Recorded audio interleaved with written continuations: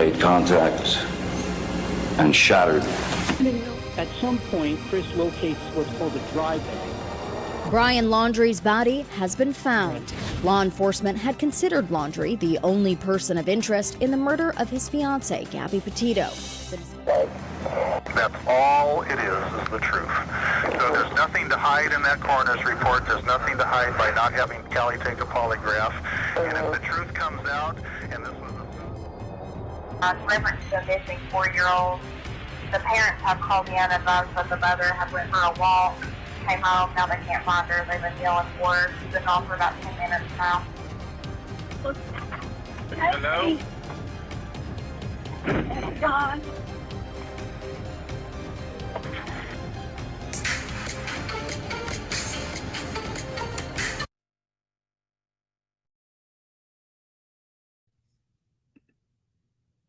Hi, everybody. Hi, CDT. Thank you for being here. And hello to everybody in chat. Hello. Thank you for having me. I am looking forward to this discussion. I feel like there's a lot to talk about. Yeah, there is, the last time we spoke, I think was Saturday, or I don't know, over the weekend was the last time I did like an update with everybody here. And there was already a lot that's developed since then, and literally over 8+ hours of interviews between Kurt, his daughter, and just everything else going around on different channels that we've sourced in prior live streams. And we're just kind of going to pick around and go through all that. I'll also be referencing the official Dylan Rounds Facebook group because Justin and Candace, the family and the parents, are admins and mods in that group, meaning they run the group and they approve any messages and public service announcements through the group relating to the case and obviously their missing son, Dylan. So we just have, like you said, a lot to go over, and I'm just so excited that you're here because it's just so much easier than talking through Messenger with you about this case too. Like I feel like even though we are live with a chat, that this is almost like a conference call for you and me to kind of just brainstorm.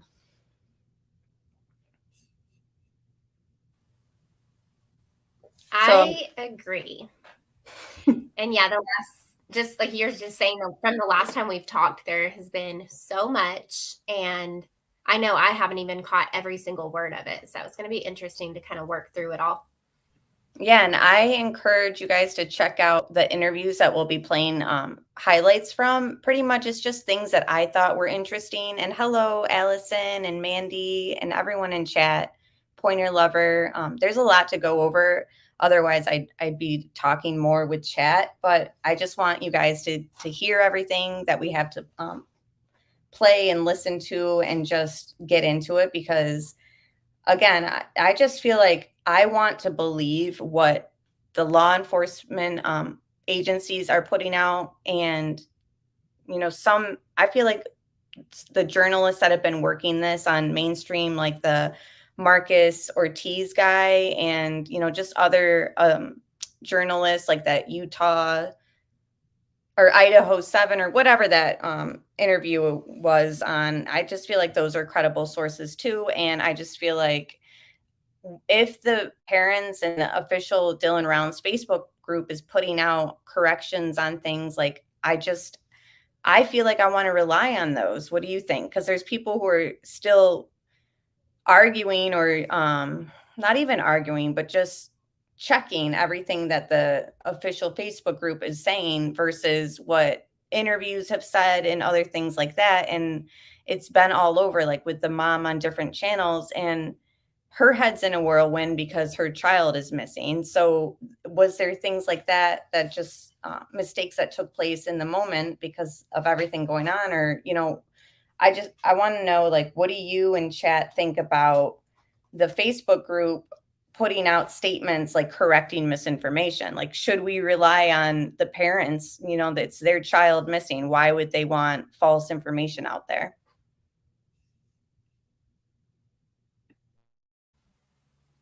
I agree. And that because we heard Kurt come out and he gave some different dates and said certain things were found. And then, like you're saying, you go to that Facebook group, Find Dylan Rounds, and then I think it says official, and they're in there and they wrote this whole list. And a lot of the things contradicted what we've heard from other people. But I'm the same way. As of right now, I am trusting them and law enforcement. One of the big ones for me is the psychic call that Kurt claimed he called to Candace or Justin. I can't remember which way. He says it was about 8 days. They say that they have the voicemail to prove it was on Tuesday, May 31st. So just little things like that. But yeah, I wish that law enforcement would give us some other kind of official update. Yeah, and I feel bad because I've been messaging the admin who helps run the group, and I'm like, can you please clarify this? Can you please clarify that? And like you said, they put out this whole message, and I'll play it actually right now. It came out on Monday. So I'll play that, and then we'll get back into our chat and just some audio clips from everybody that we've discussed. And one of them is salty pancakes. He's got a lot of stuff with Kurt, so it's just really interesting stuff. I'm curious who has listened to most of it. Let me know in chat. And hi, Marshall Dove. And I wanted to thank Pink Dahlia for sending me this ring. And if anyone's interested in some handmade jewelry, she's got really good stuff. So just get a hold of her if you need it. And I just wanted to thank you again. So thank you. This is the Monday update this week on the Dylan Rounds case. Dylan has been missing 51 days. And this is from the official Facebook group, just to clarify again. This comes from the official Dylan Rounds Facebook group. It says, "It is really just a waiting game while the investigation takes place. I know everyone wants to know more details and more information, including the family. Unfortunately, investigations don't move as quickly as we do on television. So please be patient. In the meantime, keep sharing the articles and Dylan Rounds flyers." The family is planning a tribute for Dylan on August 1st, 2022. I will post details shortly here in the group. Dispelling rumors. I don't watch most YouTube podcasts because of the amount of misinformation and sensationalism in them, but I did, however, decide to confirm some information. Facts matter. The timeline states, Friday, May 27th, eyewitnesses, unconfirmed, sighting of Dylan in Montello. Information is relayed from police to family, but with changing stories, it can't be reliable. So I just wanted to pause it there and pretty much say, this unconfirmed and changing stories about Dylan being seen Friday the 27th, I feel is in reference to Kurt. And I think that his mother has even said that he changed his story or something like that. And in what I've seen of Kurt, I've gone back and forth on what I'm thinking, his level of involvement is, but it just strikes me very strange when like his stories are sort of inconsistent.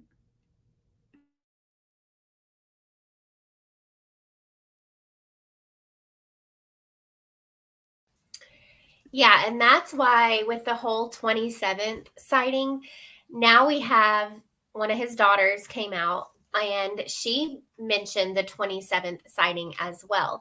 So I'm thinking, do they not find her reliable also? Because it allegedly wasn't just Kurt who saw Dylan on the 27th. It was the daughter as well. Those are the only two that I have heard saw him. And yeah, I'm the same way. Like, why can't that be, finalized if it actually happened or not? Yeah, and it seemed, I don't know. I thought that the family in this Facebook group decided to add him being seen on the 27th, like again to the timeline, like a week or two ago. And then now it's coming out here that they're like, it's not reliable. So it's gone like up and down already. And that's the problem is like we need either, and we've invited Candace to join Criminality Teresa. I asked the admin if maybe she'd be interested in just to kind of have like a safe place to talk. And I said, Teresa's a mother too, and, probably right around the same age. I didn't know. I was just trying to make a connection there because I know that would be really interesting. And Teresa always does a good job. But it seems like she wants to like stay off YouTube. So it's unfortunate, but at the same time, I get it. But at the same time, I'm like, things have just been so all over the place with simple facts in this case that it would be beneficial to have like law enforcement or somebody in the family, the grandparents, Justin. I would love to even have Justin go on with Teresa. That'd be interesting too.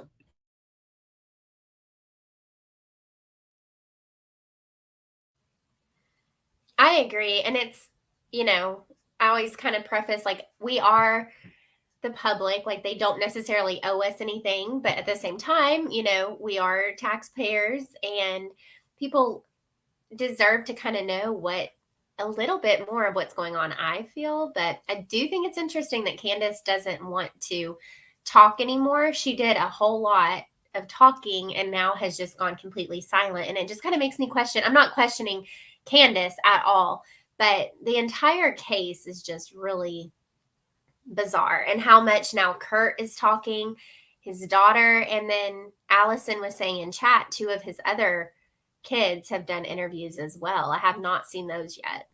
Oh, I haven't seen those either. Allison, are they talking nicely of their father or not so nice?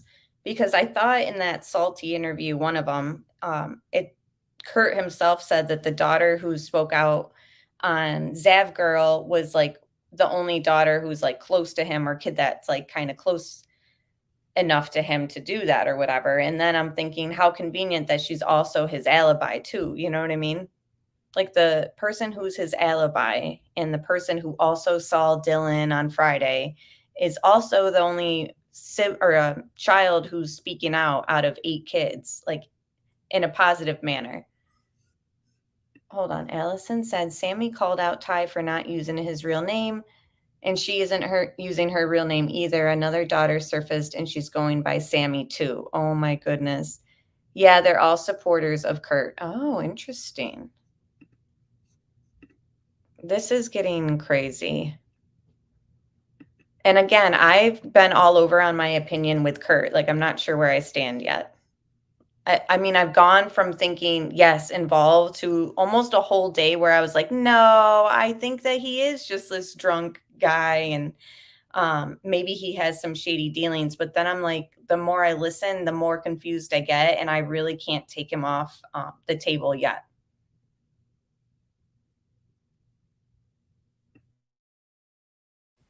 Same. And we've talked about this a lot. I mean, I go back and forth so much on what I think about Kurt. It's like the more I listen to him, though, I tend to lean towards he's just a little bit eccentric. He loves to talk.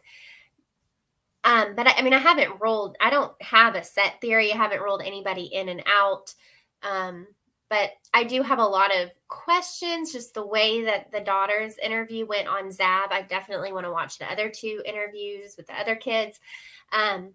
But I just find it at this point, we're almost 2 months into this, and I would think by now, like, if, I do trust the family. So it's like if they're saying, like the sidekick tip was Tuesday and they're saying the sightings are unconfirmed on that Friday, then I can't help but have some red flags going off in my mind about Kurt and his daughter because the family are telling us other things. Yeah, and everyone's known, and we've spoken about how Justin, the father, is parked outside Kurt and Troy's place of business, etc. And then Kurt backs that up in his interview, pretty much saying that, yeah, he's parked out there and he's followed his brother Troy in the car and all this stuff. And all I can think is like, there must be some reason why, the family is feeling this way about Justin. And hello, BLN and everyone else. I just wanted to make sure I said hello to you.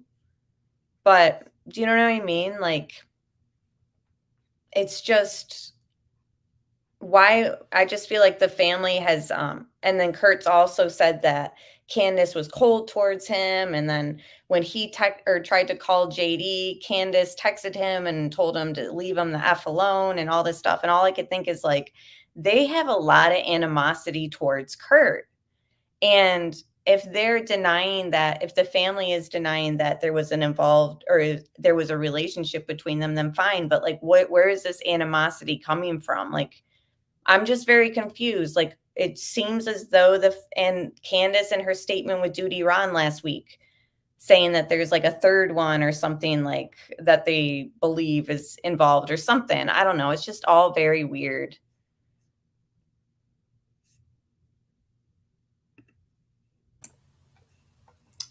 It's an interesting comment. Yeah. And I agree with the animosity towards Kurt. And it's, again, the way Candace, came out and spoke about the pressure washing of the truck, etc. Kurt makes it sound like all of that was, he tried to tell that to Candace. And I just think it's interesting that in all these early interviews, she never once said, well, Kurt did tell us that Dylan pressure washed his truck, but we don't believe that, or we don't find that credible. Like she just completely had excluded that had been told to her. And why that is, I don't know. I mean, Candace was face to face with Kurt by Tuesday. We know that. And so, I mean, who knows like what has led them to feel these ways and to say these things aren't credible. And, we can't really answer that, but it's definitely worth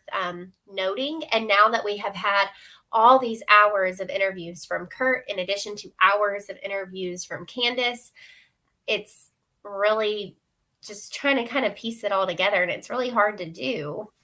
There's so many just, little discrepancies about things there shouldn't be. I know. And now it's hours on hours. So even if it was just like a few hour interviews, we could easily, like with NK, we could line up like subjects when she mentions it here, the same subject in this interview. But like with Kurt, I mean, I'm very appreciative of everyone, talking to him and all that. But I'm just like, there's so much. Like, I'm wondering if my notes, I don't know. But I feel strongly that I've already seen him be a bit inconsistent. And you just reminded me when you talked about high criminality, you just reminded me, and Roxanne and Nikki, Rex, thanks for being here, guys. On Tuesday is also when the day they drain the pond. And I don't know if you remember this, but in one of Kurt's first interviews, I don't know if it was Crime Time with Jess or Reverend Donna, I can't remember, but he's talking about how he asked the grandpa, are you sure you want to drain the pond? Are you sure you want to drain it? He's like, I'll go in there and I can walk around and I'll be able to feel if there's a body in there.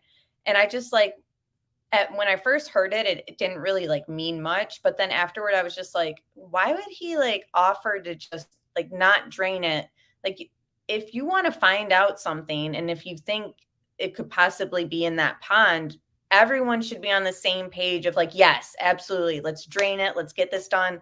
But the way Kurt talks about it is he seemed like he was like trying to persuade the grandfather not to drain it and that just let him go in there and feel around. And I'm just thinking, I can't help but think, but like, is it because he knows for a fact that Dylan wasn't in there? So he was just like trying to save all the work of draining it and just saying like, let me just get in it and I'll walk around because it was easier. Like, I can't help but think that. I mean, and maybe it's not what that it was, but to me, it just kind of stood out strange. Like if there's a pond and any possibility of anything, even the gun or the wallet or whatever else is missing, like you would think that they'd all be like, okay, yes, let's drain it. But it was like Kurt like didn't want to. I don't know. And see, I feel like that, I mean, like that right there could possibly be an example of what kind of started their issue with Kurt. And even when she talked to Heavy D Sparks, she was saying like the people here, and in my opinion, she at the very least meant Jim Brenner, is trying to point us in the direction of town, like it happened in town, which aka Montello. So it makes me wonder if maybe, if Kurt is not involved, who knows what Jim Brenner possibly put into their heads about Kurt. because I think it just stands out to me how she said in Heavy D Sparks that they were trying to point her towards town. Yeah. And if Jim was scared enough about the law coming for him and ruining his life and taking everything enough to give his guns to Don, then would he instantly point the finger like away from him? Like whether Jim actually is involved or not, like it's just interesting how they really are all pointing the finger at each other in a way. But then at the same time, the more you hear Kurt talk, the more you realize like, oh wow, he like had private conversations with Don, a lot of them it seems. He had private conversations. He tried to with JD, Dylan's friend.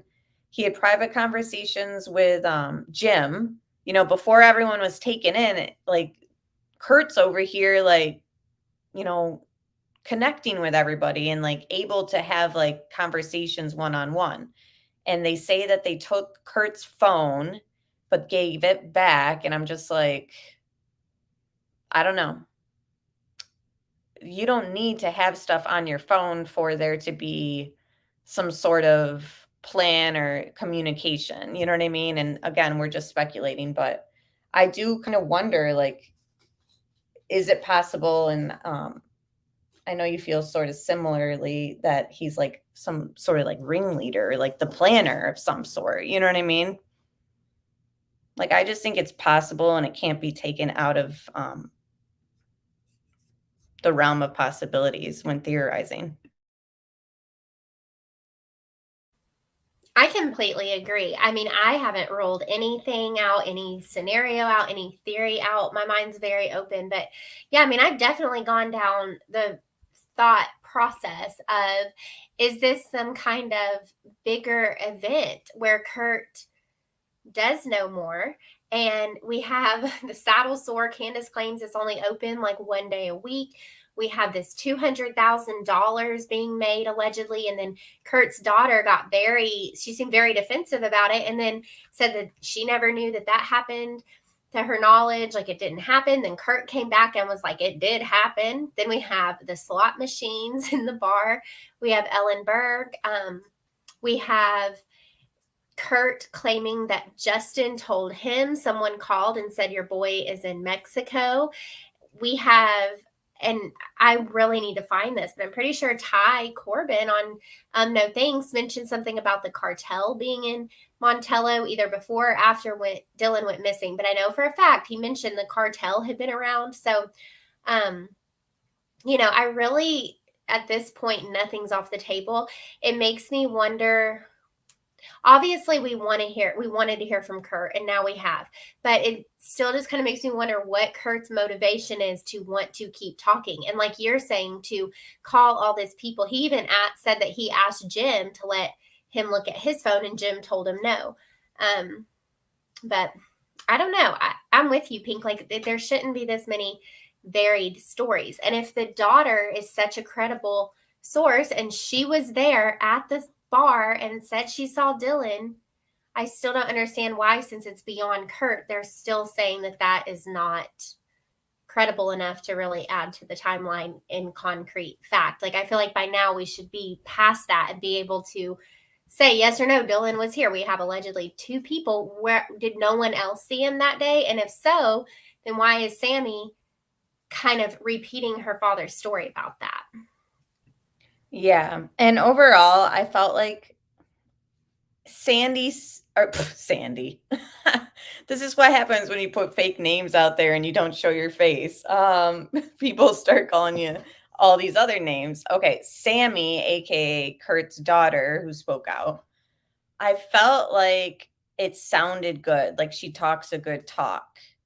But I was still thinking, this sounds very like, she's very on point, but is it because she's got bullet points and everything rehearsed and being coached, you know, and we can't tell because she's not on camera or what? But I don't know. I can't help but like not really buy anybody's story at this point. Even some of the locals, I kind of have to realize that like maybe some of it's, I mean, obviously all of it's hearsay, but we think that it's truth. And I think we all need to realize that it might not be 100% truth. So it's just very frustrating because, like I'm sharing on the screen, like if this is the official Facebook group ran by the family, obviously they're going to put out the facts and they want their kid found.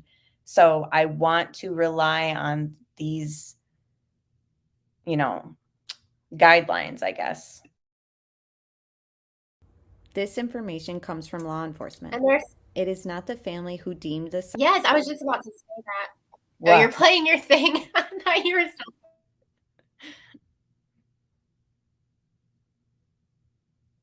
What, you were going to say that it's also being said by law enforcement too? Yes. And then I thought it was you. I was like, I was just about to say that, but you were playing your thing. But yeah, that's what I was going to say. That Yeah, it's and from that- LE. That reminds me too and another thing that you and I have been doing and trying to iron out from the very beginning, who called who that day? Saturday in the morning, 6:51. Dylan called his grandmother. It's reported different ways by the mother in the Heavy D Sparks video. We realized that.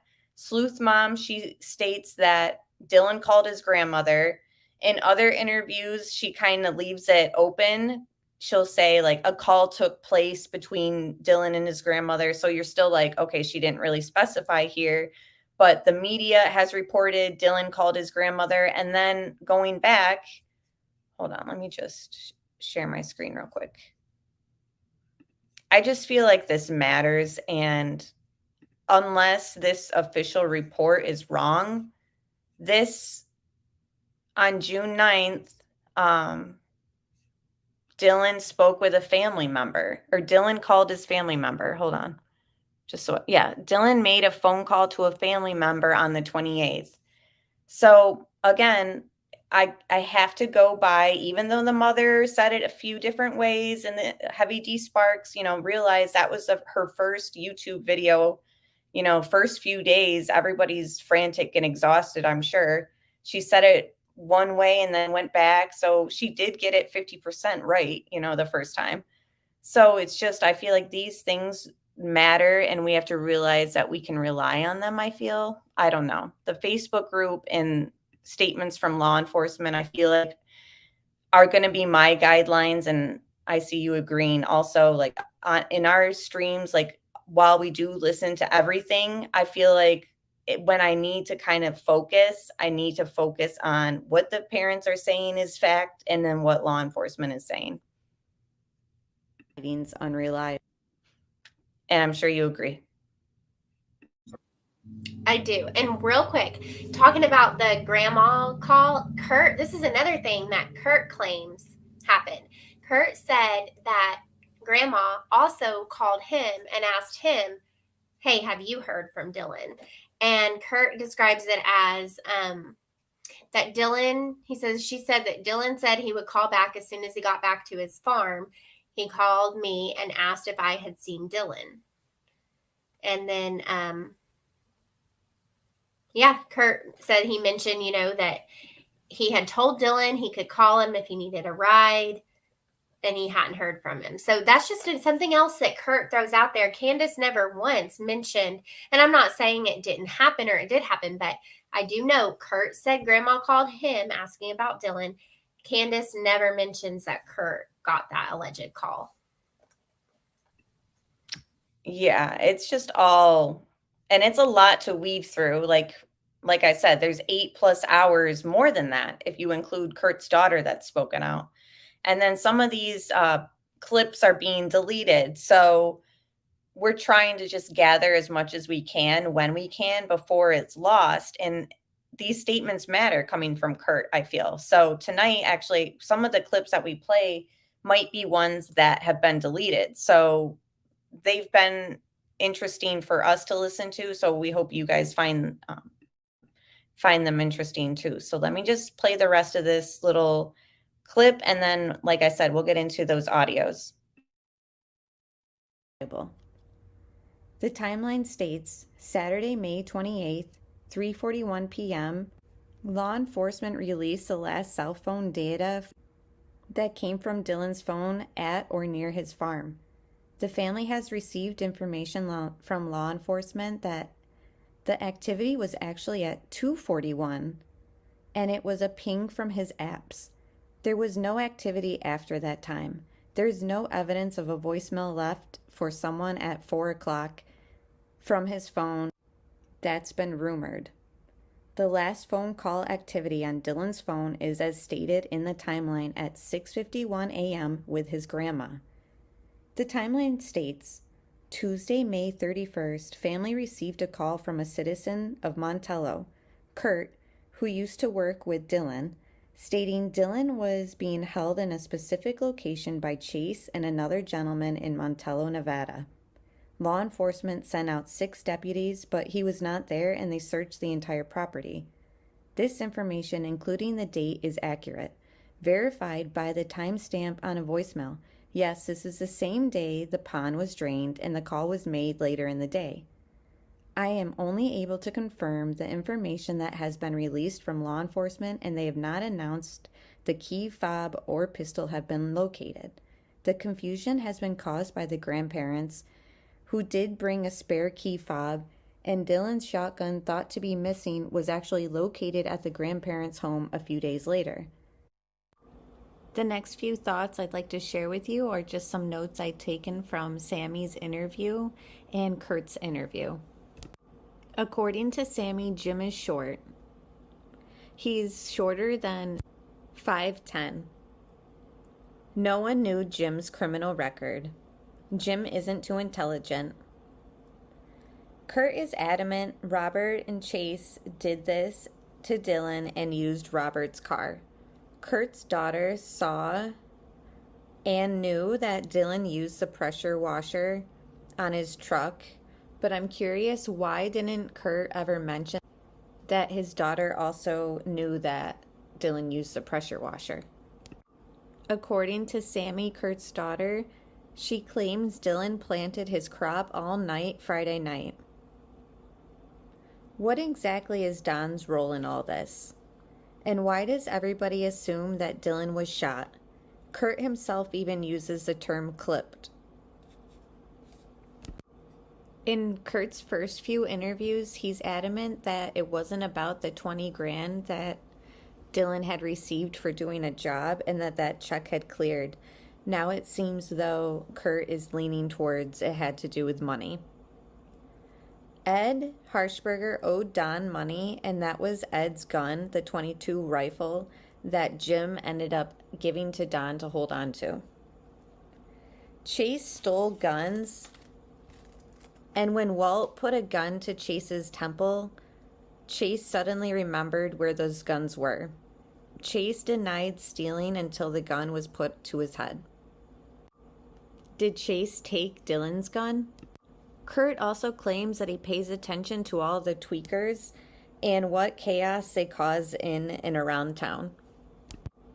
Kurt also claims that his psychic has told him that Dylan's body is in Idaho and there's other people who are involved also living in Idaho. Kurt says he told Dylan to call him if he ever needed a ride, so he's confused why he would have walked to the grain shed and theorizes maybe somebody gave him a ride. Kurt is still adamant that the boots were used in self-defense by Dylan and says that the boots could be a distraction and staged there on purpose. Kurt says Candace's theory on the boots landing and being the way they were is stupid and phony. Kurt also has said that Candace is hiding something. Troy, Kurt's brother, has never been to Lucin or to Dylan's farm, according to Kurt. According to Kurt, also, Justin had a friend sit there in Montello and watch his place of business and follow his brother Troy. When Troy told Kurt about this, Kurt told Troy to get out of his vehicle and to ditch it there, otherwise he would be pulled over. Why didn't they want to deal with law enforcement? Especially if they have nothing to hide, it shouldn't be a big deal, even if they did want to speak with Troy. He's also stated that Jim is the security out there. Apparently, Dylan's grandfather had a Mexican working for him that didn't speak much English, but people theorized about the cartel being involved, although there's no proof or evidence of that. Kurt also claims that the gun was found under laundry. When asked about the jockey, Kurt says that he doesn't know, but then says that a jockey just moved to Montello. Before Dylan went missing, he worked for Dan Iverson, and that's where Dylan got the 30 grand from. Kurt saw Dylan on Wednesday before he went missing. Kurt is adamant that Dylan would never walk 5 miles to the grain shed. It's also been revealed, according to Kurt, that Justin Rounds received a phone call from people saying that they were holding Dylan in Mexico and that they were going to start torturing him by cutting his fingers off. According to Kurt, Justin disregarded this tip. Kurt says that Dylan didn't own a gun holster and he often kept his gun in the door pocket of the truck, or he would carry it in places and leave it on the table, like at the Saddle Sore or the Cowboy Saloon. So, what did you think of all those little notes? And again, I have the audios that I want to play for you too, which really get into the interesting stuff. But thoughts? Anything? It was a really good summary. And again, it's just everything really makes you think, why is he saying this stuff? What is true, what isn't. The key fob and the pistol really stand out to me. Kurt's theories stand out to me. It's just really, it's a lot to process through. Yeah, and the whole key fob and pistol thing's getting really out of control as far as what is the truth, because then we say, everyone's like, well, in Heavy D Sparks, you can hear them talking about it, blah, blah, blah. So we took the little clip, we got the minute mark, and then I've turned it up as much as I can, and we'll be able to hear it. But the Facebook group, I feel like, sort of just explains what's being said here. And at this moment, they, I think, thought that the guns were missing, or they couldn't find the rifle, which was Dylan's, from what I understand. And then, I don't know, the grandparents had the extra key fob is how I'm reading the Facebook thing. So in miscommunication and through people, I think it got confused because there's 2 guns and there's 2 key fobs being talked about. Mm-hmm. Yeah. But the way, okay, I think it was Sammy who said, now this is not fact, like this is what Sammy said, that the key fob was found in a pair of Dylan's pants. So that couldn't be the extra one from the grandparents. But that doesn't mean what she's saying is true or correct. But then Kirk says Dawn told him that the key fob was laying on a table in Dylan's camper, and that it blew Kurt's mind that they couldn't see the key fob right away. Yeah. And then Sammy said the key fob was found in his pants. You just hope whoever had it or whatever, they didn't really handle it much and it got fingerprinted or whatever. You know what I mean? Like, why the miscommunication and misinformation out there? So then what is the Facebook group saying? They're saying that the other one. They say that Dylan. Go ahead. Sorry. No, that they, I don't know, I'm looking it up right now just so that I don't misquote them. Yeah, same.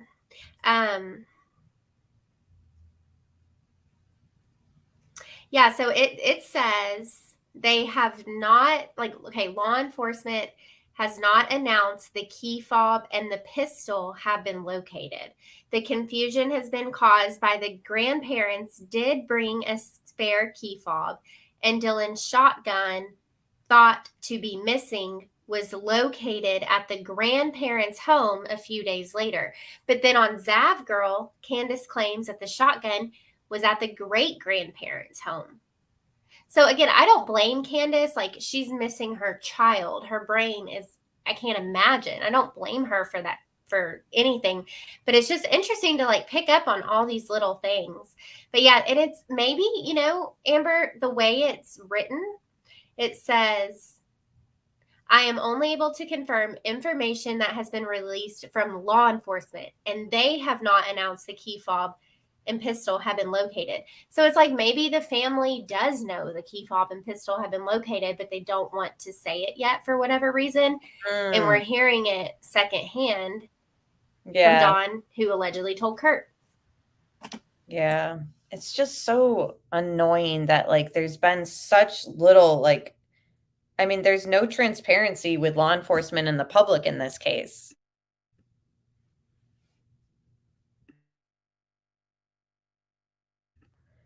So I'll just play this little clip here that shows this little interaction of Candace speaking about the key fob or whatever. And then you guys tell me what you think.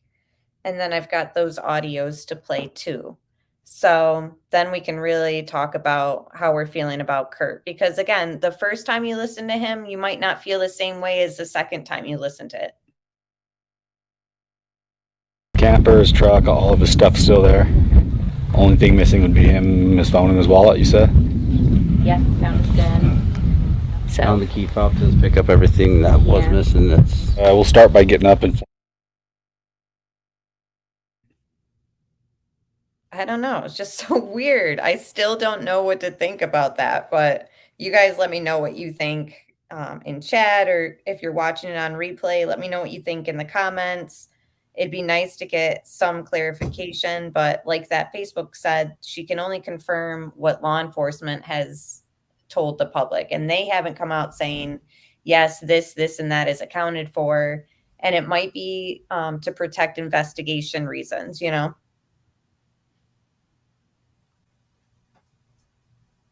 Right. And the first audio clip that I'll be playing is actually Kurt's daughter.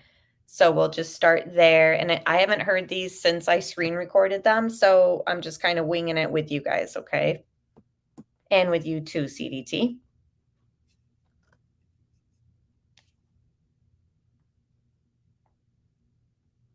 There was some reason he was targeted. What do you think, Sammy? What do you think happened to Dylan? I've had a lot of different scenarios, a lot of different things, you know, from Chase going after him because we knew there was that conversation over the large check that Dylan had got. He'd gotten that $33,000 check, and that went into his hands the week before he disappeared. And that conversation, it got talked about right there in the town. And we know that information got back to them. So, you know, that was one of the theories, that Chase had heard that Dylan had gotten all this money. Who's to say he doesn't know Dylan to know if he keeps money on him or not? Mm. So who's to say he didn't go out there to rob him to get money, realized he didn't have any, so he got rid of him? We don't know. That's the thing. You know, I know Jim was mad about things. Jim didn't like the fact that Dylan parked on that property in that shed. Jim would keep the gates locked, wouldn't let Dylan come in, wouldn't let Dylan have a key. So Dylan would take the fence down to get in there. That would also make Jim mad. So was that enough in itself to make Jim mad to want to do something? There was a conversation prior to Dylan going missing about Dylan had told Jim if he didn't stop locking the damn gates that he was going to call the landowner and have him taken off that land so that he didn't have to deal with him anymore. Was that enough of a threat from Dylan that Jim wanted to get rid of him? Don't know. Wow. Thank you, Minnie Collins. About Troy, yeah, what do you know anything about the scratches on Troy's arms at that room? Yeah. He was drunk and riding his three-wheeler. He thought it was funny to be up on two wheels, and he flipped it over on himself. His son was standing right next to him. His son went over, picked it up, and he had scratches down his arms from the gravel. Those look totally different than a nail scratch. And it sounds really good. Like, she sounds very like convincing, no reason to think that she's like stumbling or can't think of the answer. So, but the subject matter is kind of cut and dry. It wasn't a tough question. It was just her theory of what she thinks happened. And Kurt kind of aligns with the same thing of like, at first I swear Kurt was saying that it wasn't about the money he got. Am I wrong? Do you remember at first when Kurt came out, they were saying like, could it be the money that he had in his bank account? He was like, no.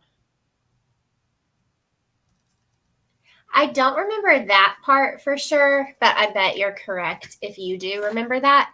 I don't know. What stood out to me was how she said that the conversation about his check took place right there in town. First of all, how would she know that?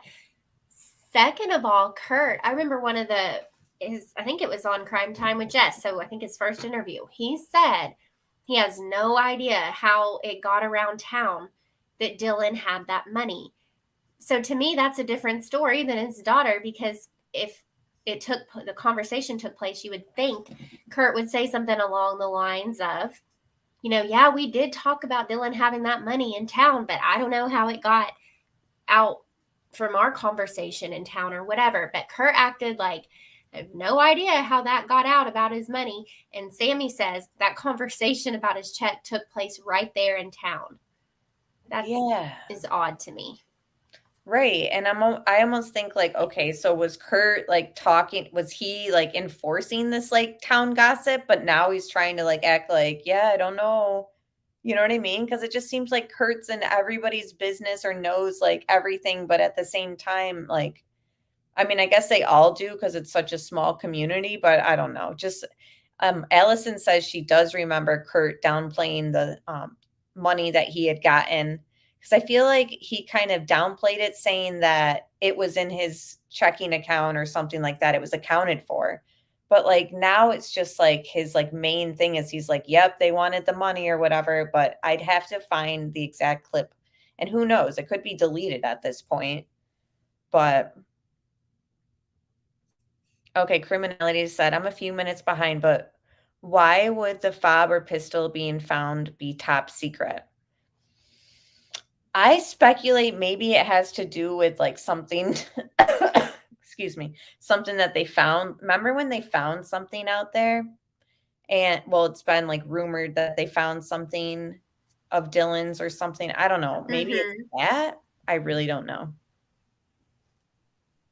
But see, Jim Terry, and I know everyone has their opinions on him. I'm not saying I have no idea. But he was claiming he thinks they found the phone. And it's just with the key fob and the pistol, though, Kurt is claiming that Dawn is the one who told him that both those things were found in the trailer. So I feel like that wouldn't go with what was found out there. You know what I'm trying to say? But I agree, like, why would that be something they don't want out unless, maybe the key fob and the pistol were not there on that Monday when they first went in, and maybe they were, it did reappear or something. Who knows? We know that according to Candace, there were multiple people in and out of the trailer, and she said in the interview that law enforcement did not go into Dylan's camp trailer until Wednesday. That's very interesting to me. Yeah, it's just one big mess, really. And I hate to say that, but like it's just another case where you're like, no, like they didn't tape that off, or did they fingerprint that? And it's like, I just feel bad because if that was my family, I'd be infuriated that it was handled that way. You know what I mean? Happened. So this next little audio thing, I don't even know when this was screen recorded, but it's salty pancakes with Kurt.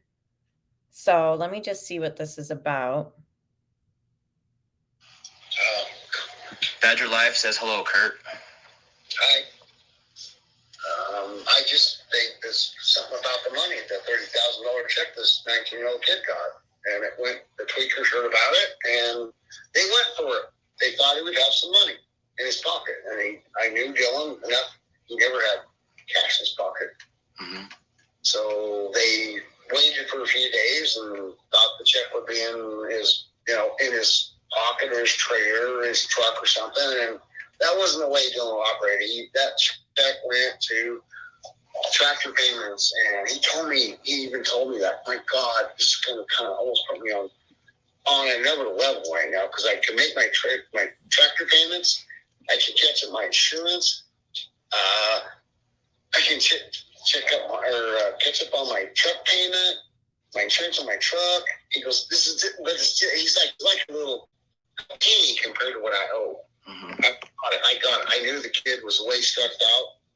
Because I skipped all the stuff he had. I was like, I don't know how he's doing it. I really don't know how he's doing it. But so you believe it's about the money? Yeah. Well, yes. I feel like it makes complete sense that it would be in that, leaning towards that. I do think that it could be even bigger, though. Like, it could be somebody wanted everything, though, not just the money. Like, they wanted the farm and everything that Dylan actually decided he was going to do. You know what I mean? Like, it could be more than just a tweaker who wanted money. It could be that, like, that's always a possibility. But what do you think?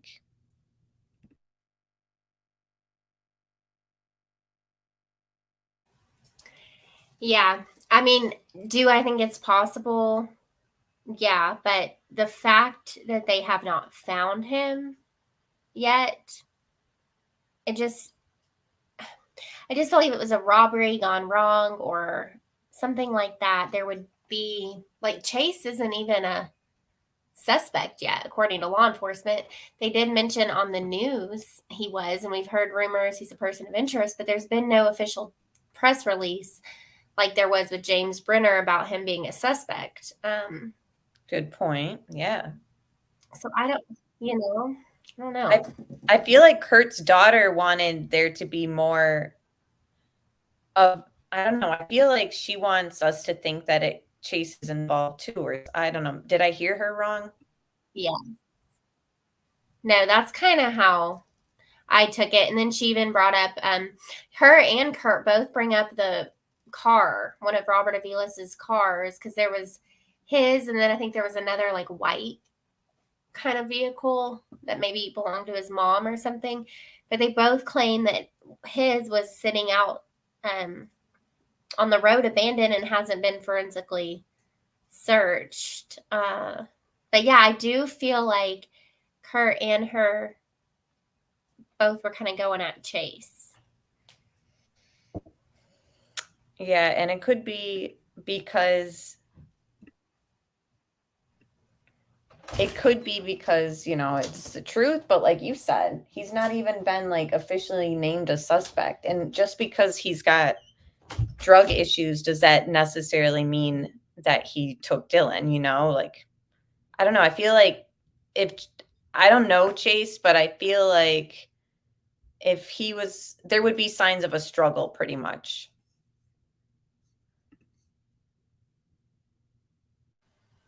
And okay, again, this is coming from Kurt, but I did find it interesting. And if you know, our chat knows. So this I just caught a little bit before we went live. So my mind's still kind of fresh with it. But he was bringing up the boots, and they were talking about were Dylan's boots like round-toed or pointed-toed. And he was saying that he would just love to know what the boots looked like that Chase wore when he was arrested. It was almost like Kurt was speculating, were the boots out there really even Dylan's? And I mean, the public hasn't seen the boots. Candace has, Justin has. They say they're Dylan's. But it was interesting to hear Kurt kind of speculate if the boots were even Dylan's. And Did Chase possibly have Dylan's boots on at the time he was arrested? Again, it's coming from Kurt, so it's hearsay, it's speculation, but I just found that part interesting. Because then he also thinks that Dylan used the boots as a weapon, which is odd too.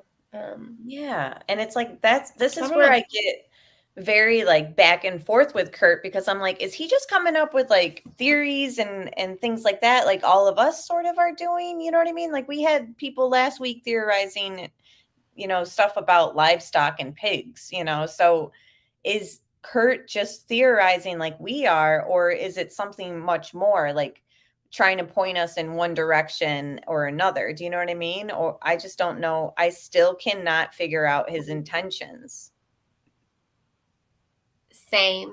And yeah, Pink. So he was twice in interviews, I've heard him say it, that he speculated that Dylan was confronted or attacked or whatever in the grain shed. It's so funny how much Kurt hates when people call it the grain shed. He's like, it's not a nothing grain shed. It's a shop with some cover. But anyway, the grain shed, that's what I'm going to call it because I'm used to that. That he was confronted or attacked there, took off running, couldn't, like, got injured or was wounded, and went down behind the dirt pile, took his boot off to fight off whoever. That's one of Kurt's theories. I know, Pink Dahlia, it could be he's muddying the waters, but at the same time, like when he talks at certain times, I'm like, it sounds like he really wants to figure this out too.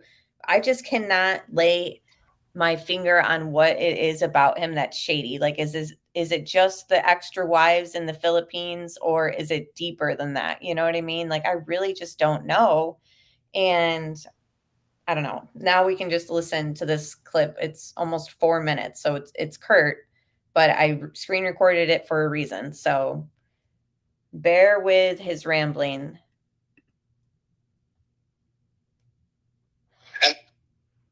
He was interested in working. He didn't want to go walk around and explore the land.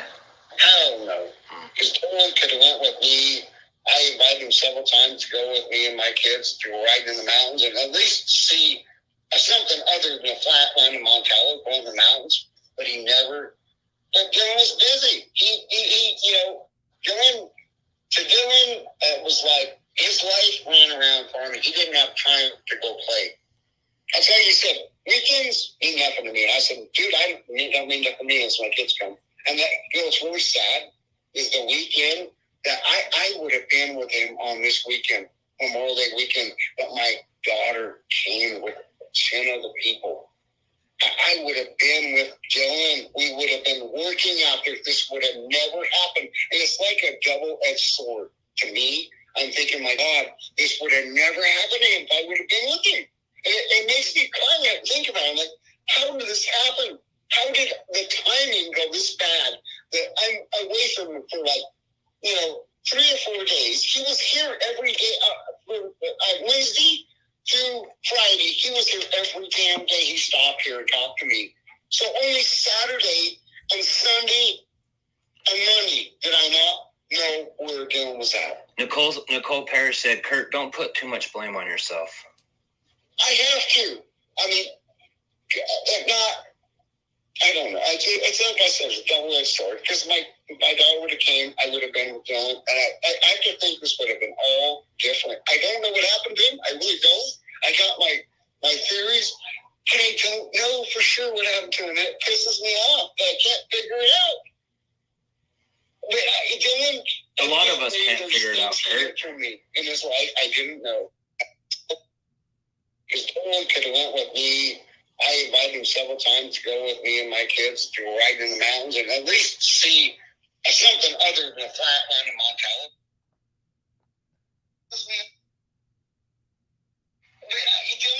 A lot of us can't figure it out, Kurt. So though that there sounds like he's genuinely like concerned. I don't know how you took that, his tone in his voice and stuff, but I'm just all over the place with what I'm thinking. And he like blames himself, and I don't know. It's just, but what level of guilt? Like he could say it's because he should have been there with him, but what if the level of guilt is something else? But he can't say what he really knows or something. You know what I mean? Exactly. That's kind of where I'm at. And I felt the same. I do feel throughout the hours of Kurt's interviews, there are times where he genuinely sounds concerned, defeated, emotional, and like he misses his friend or, whatever. But I'm the same way. I do think Kurt is probably shady in some ways. Does it have a direct link to what happened to Dylan? I don't know. Do I think there is a possibility that Kurt knows more, even if it's just there was more of a relationship between them than he would like the public to know? Is there some shady dealings going on with the saddle sore? I think all of those are possible, and it could be that is what he's kind of wanting to hold back on and why he's wanting to still kind of talk to these people and see what they know. But I do think it's possible maybe he had nothing to do directly with Dylan's disappearance, if that makes sense. Yep. It's like all something that is up in the air as a possibility, and I don't know where to lean on it 100%, but and Allison brought up a good point. She said, which has always kind of been an obvious sign of something strange. Why, if it was all Jim Brenner who did this, why would he have left the boots so close to where he was staying? And he searched with Don, allegedly, although they went over to the camper. So I guess, was he searching around the grain shed too? Jim, you know what I mean? I don't know. It's just it is kind of a strange place to be if he is in fact the sole person involved and responsible.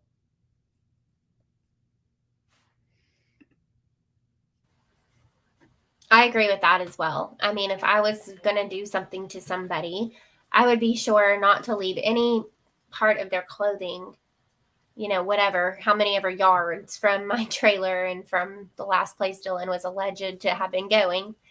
So, yeah, I agree. It's like, did somebody come back later and plant those? Because if you think Dylan disappeared sometime Saturday between 6:41 a.m. and now the alleged, or not the alleged, but the family says it was actually a 2:41 p.m. ping, and then it came from like an app usage. So if we believe that, the boots would have been out there sometime after 2:41 p.m.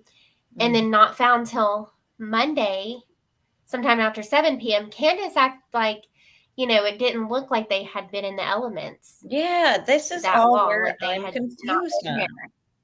Right. But then she also, think about this too. Candace also says, not only did she say that the boots seemed like they weren't out in the rain, heavy rain, but then she also says the opposite when it comes to the grain shed or the grain truck, and says that it seemed like it got like caught in the mud, which would have happened after the rain, so it must not have been Dylan's boots pulling the grain truck in, because his boots would have been soaked also, judging by how it appeared the truck was stuck in the mud. Do you know what I mean? Right.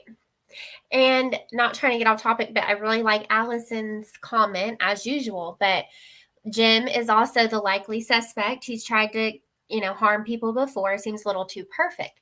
And strange, Kurt moved him out there because, again, if we are going to go down the rabbit hole, theory, speculation, just for a second, that this is some kind of bigger thing like human trafficking, something like that. I'm not saying this is just speculation here. I'm with you, Allison. And say Kurt is part of the ringleader, or is the ringleader, whatever. It would make sense. Okay, let's move this violent guy out there. He knows he's not going to get along with Dylan. And now here we are, May 30th. Here we are. And yeah, could somebody have taken those boots and planted them there after the fact? And Jim had no idea that they were there. Yeah, especially with finding out from Kurt that Dylan owed Kurt $4,000. And this is all in Salty Pancakes interviews. And these clips tonight, like I said earlier, some of them aren't made. I'm curious which ones aren't up anymore. You know, like what is the reason why this stuff was taken out? I don't know, but I have to do what's best for my own like research and a missing person case. So I hope that people don't mind. And I know that channels have said, you know, as long as it's for the good of the case, like it shouldn't be an issue with clips being played. But it's just very interesting stuff. So I'm happy for people who are interviewing. So thank you. Same. And yeah, to my understanding yesterday, sorry, I was going to say, yesterday, I believe he was on the phone with Kurt from like 1:30 p.m. is around when it started, maybe a little after Eastern time. And then they stayed on for over 3 hours. Now it's back up, but it's only a little over an hour. So I do think some of that was cut out. And that I just don't understand. And okay, so going down the human trafficking avenue again a little bit more. If Dylan owed him $4,000, you know, if it would be a bigger payout than $4,000 for, and again, speculation, for Kurt to be involved with something like that, you know, like that's kind of noteworthy.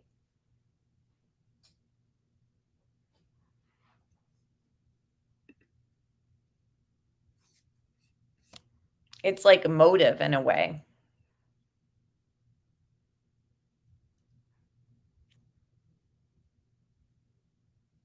Well, he called to leave a message, and at some point, actually, it would have been Sunday. Actually, I think when she called, I don't know. I have to talk to Karen about that. That's what's weird about this whole story. When I tell it, I start thinking, you know what, Kurt? What in the hell are you thinking? Because this doesn't make any sense. So he goes back. So he goes. Just forget all that other shit. But anyway, so he goes back to where Jim's at, right? And Don has a key to the gate. You don't have to talk to Jim to get in there. So he unlocks the gate, drives down there a mile to get down to where Jim's at. And supposedly at that point, he picked up Jim, and they went back to Dylan's farm again and kind of, you know, walked around and looked in his trailer and realized his truck was locked and, you know, just kind of some weird shit because Dylan, I know he didn't normally lock his truck. But if he knew he was going to walk back and be two or 3 hours walking back, he might have locked his truck just so he felt good about it, right? I don't know. But anyway, so those two assholes went back and checked again. They went back and they called Karen and supposedly, I confirmed this, but the word was that they said, oh, well, it'll be fine. We'll find him. He's here somewhere. You know, maybe he's on his way to the desert back here. We just can't see him, you know. Because it is out in the middle of nowhere. He could be walking out there. You wouldn't know it. But so that whole day went by. So that would have been Saturday. So it's funny. So he calls Grandma at 7:30 in the morning. And at some point, actually, it would have been Sunday, actually, I think. When she called, I don't know. I have to talk to Karen about that. Because I would have thought she would have called in. Because Dylan said he would call her back as soon as he got back to his farm, and she never got that phone call. And that's what made her start to worry. But I have to think. I think she called me on. When it's Can I say something real fast? I leave a message, and if she got me. Yeah. Okay, this stuck out to me, and because the way Kurt describes it, and sometimes again, I wonder, is Kurt not being honest with us, or is he one of those people who kind of embellish a little bit, or their imagination is there and they say kind of what they're thinking but didn't really happen? But I just thought it was interesting how he said that Grandma said that Dylan said he would call her back as soon as he got back to his farm. And Candace never described it that way. Like she just said, I'll call you back. And it was kind of normal for him not to have called her back. But by Sunday, she was concerned. But I don't know. I just thought it was interesting how he said, he said, I'll call you back as soon as I get back to my farm. And that's where I just would love to know more about that call in general. And, I understand grandma's not ready to speak out, whatever. She's talked to who she needs to talk to, but I definitely would like to hear more about that call. I know that I just would love to hear from the grandparents. So yeah, it is interesting to hear Kurt's order of operations of things. Maybe she did, oh, this is Karen Reynolds. And I go, oh, okay, I did talk to her, So I called her back, and she said, well, have you seen Dylan today or something? Well, he was here Friday. That's the last time I seen him. And he was supposed to call me, but he hasn't, because he needed to move the grain truck at some point to start a rain. She goes, well, he called me this morning at 7:30 and said that it was raining and he had to get the grain truck down undercover, and that he couldn't get a hold of Jim, so he kind of figured he was going to have to walk back. So I thought, well, that's kind of weird. Thinking I told him to call me if he needed a ride, but he hadn't. So evidently somebody followed. What I don't get too is what he just said, that Dylan couldn't get a hold of Jim. But how did he know that? Or is he saying the grandmother said he couldn't get a hold of Jim? Right. I don't really know. It's hard. So that's another thing. It's hard to know, is Kurt saying this out of being there? Who told him this? Things like that. Because a lot of what he says, it's like, wait, who did you hear this from? Or were you present for this? Yeah, that's why I feel like same with the daughter, like how she knew that Dawn had taken a polygraph. It was right. It's just they all know a lot. And they watch these streams, but then downplay how much they watch them. Yeah.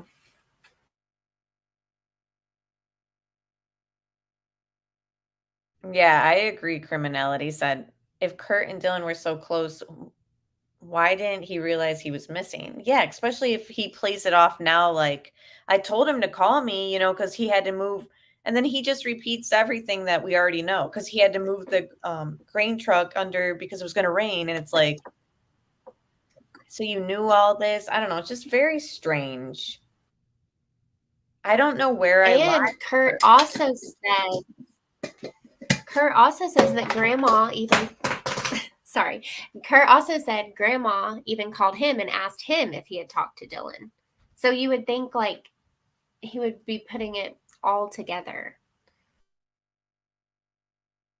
Yeah, and the other thing I realized too, when for that kind of not on this audio call, but when he talked about how he called JD, and then JD, Dylan's friend, hung up on him, and then he immediately got a text from Candace saying, why, or don't F with JD, stay the F away from him, or something like that. And then Kurt goes, and I was so confused, like, how did she get my number? And then I realized that JD must have given her my number. And he goes on about how, how he was just reaching out to JD because they both have a friend who's missing, like, and he was just trying to like connect with him. And I realized, I was like, wait, so Kurt reached out to JD before reaching out to Candace to kind of like talk about things, because he says, how did she get my number? So that means that like he never called Candace to kind of like touch base or anything like that. Instead, he skipped over Dylan's parents and went for Dylan's friend. It just seems like they're so close to the investigation, like as close as they can be, and it's like confusing me. Is it because they're genuinely concerned and he's genuinely missing him, or is it because like some suspects and criminals do, they follow the investigations closely?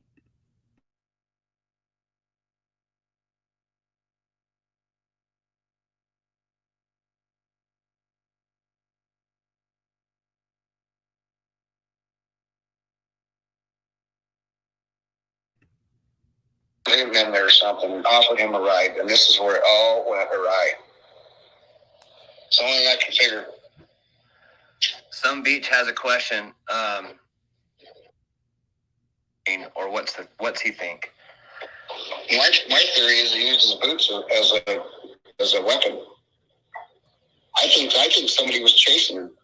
I think when he got out of that truck, he backed it in there, and somebody was in there hiding in that shop, and they come out and confronted him, whether to get money from him or whatever, and he told them to go to hell, and he just bolted. There's a door, man door on the side of that building. He just bolted out through that door and ran out to the desert, and they might have been shooting at him. I don't know. I wasn't there.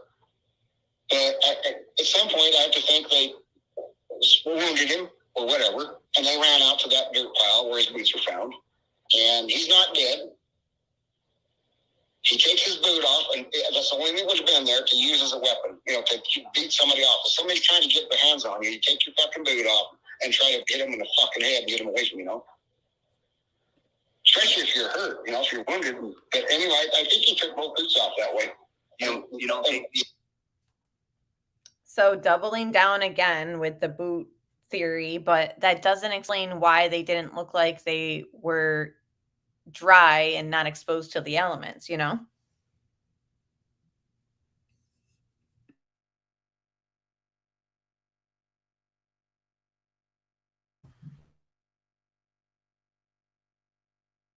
I just don't think there's any way that Dylan was using those boots as a weapon. I don't feel like that is what happened. Right. But does that, it's just interesting that that's one of Kurt's theories. It makes me wonder if he told law enforcement that theory or something, so now he's just doubling down on it. It makes no sense.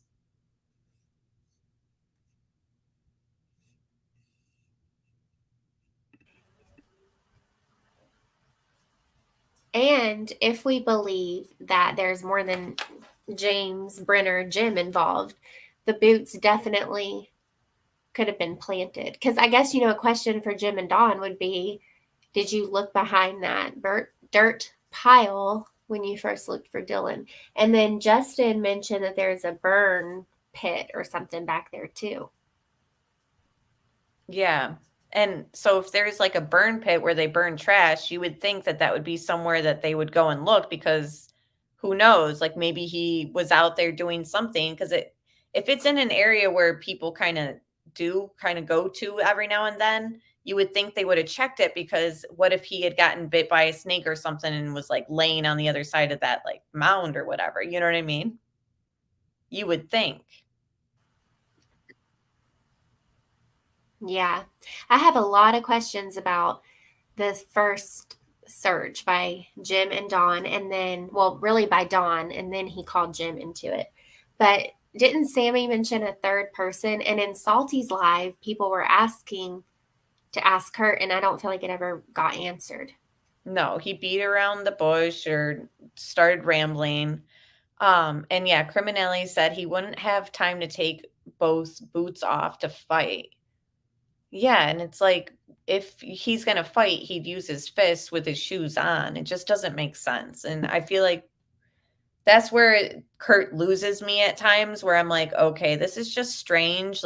It's just not, to me, that's just not possible.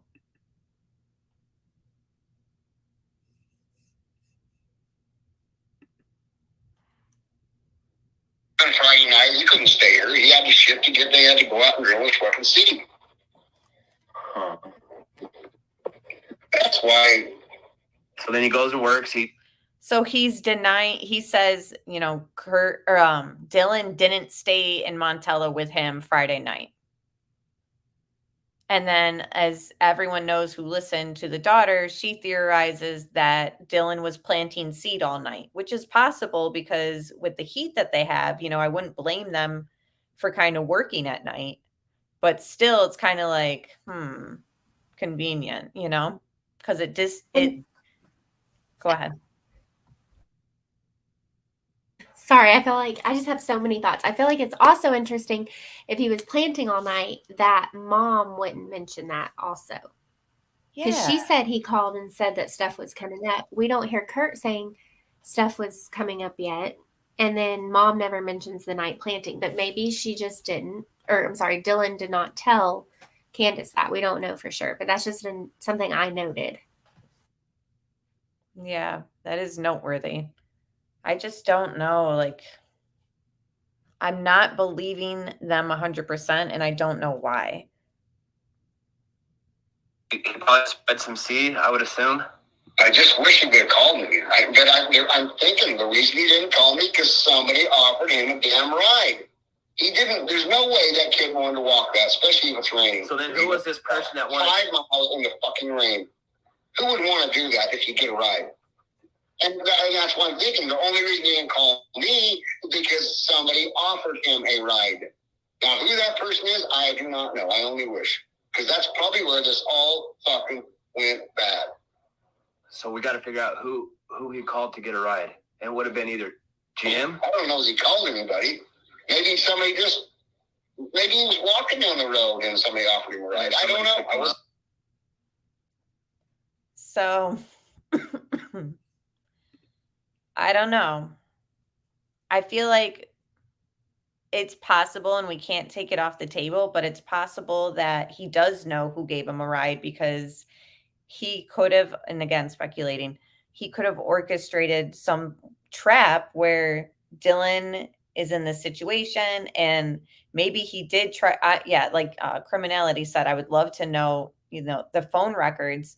But I'm thinking too, like, what if Dylan was under the impression that he was going to get a ride from Kurt? So Kurt's saying, why didn't he call me?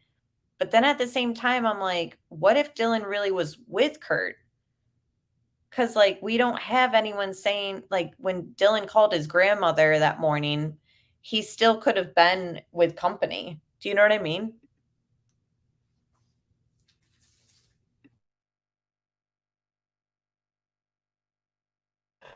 Yeah, and that's where I think it's important to think about the daughter who allegedly says she was with Kurt, and in the morning, Saturday morning, they also say they were with Kurt, or the daughter does, and he says her husband and kids were there too. So it's like, are these people's stories lining up? And why so far with Kurt and the daughter saying that they saw Dylan Friday, I haven't heard them mention anything along the lines of my husband saw Kurt Friday as well, or my kids. So far, it seems like it's just the daughter and Kurt who saw him Friday. And so far, that's all we've had verified who was with him Saturday. So if LE says they have had inconsistencies about the 27th, it really does make me question Sammy and Kurt. Mm-hmm. Exactly, because we have to go back to who are we going to rely on? And I feel like it's going to be the family and law enforcement. And it was just unconfirmed, the sighting on Friday. So it's troubling. Too many like questions. Maybe that was just a rumor. Well, Ty wouldn't know where Dylan's farm is. That stupid fucker don't even know. He couldn't find his ass with both hands. That stupid fucking moron. Okay, so that strikes out that rumor. He knew where Dylan's farm was. So that was just a rumor. So then Ty did not give Robert Avelius a ride to the farm. He might have. You know what? Actually, Ty worked out there one time, so he knew where the farm was, where the grain truck was going to be parked. Wow, man, this is amazing. Think about that, because Ty does know about that, but he worked out there one time for Ed. Wait, so Ty worked out at the grain shed? Yes, he did. Thinking back, he did work out there. Now, this is fucked up. It's amazing how when you talk about this shit, all of a sudden that little piece pops in, you're like, whoa! Ty never mentioned this. Mr. Man rolls into town all of a sudden, 25 days into this, and now we're putting together that Ty knew where that farm was at. So Ty knew where the farm was at. It wasn't Dylan's farm, but he knew. He probably thought that was where Dylan was going to be, right? Wow, this is another rabbit hole, Kurt. Ty didn't know Dylan, right? He did not know Dylan for sure. He admits that. I didn't know Dylan. Never mind. He must have known of Dylan. But you know what? Ty and fucking Chase and Avilas were good fucking friends. God damn, we're putting these pieces together, dude. And it took, 2 hours now to get down to this part of it. And now, Tom Hardy was in the bar. Ty don't come in the bar. I haven't seen Ty in that bar down there in maybe ever. I don't remember him ever coming in that bar. He might talk to people outside, but I've never known him to come to the door because he don't drink. What's the reason to go in there if you're not going to drink? He might be passing some drugs out, some marijuana out in front in the parking lot. That could happen for sure with Ty. And I'm sure that has happened before. I'm looking up Ty's record right now. Okay. His name's Todd. No, his name is Todd. If he was OD on his ground. I guess, yeah. But you left out the $30,000 check. So Dylan gets a contract job with Dan Iverson. He does 4 pivots, I believe. 2 pivots. 2 pivots, gets this job. The contract's done. Dylan meets up with him, gets the check. Yep. Races out to the grandparents, gives the check to the grandparents. Then just the truck full. He drove the 10-wheeler up there, the seed truck, drove it to Rigby, took the check with him when he went, handed it off to Grandma, and they went and got the truck full of seed.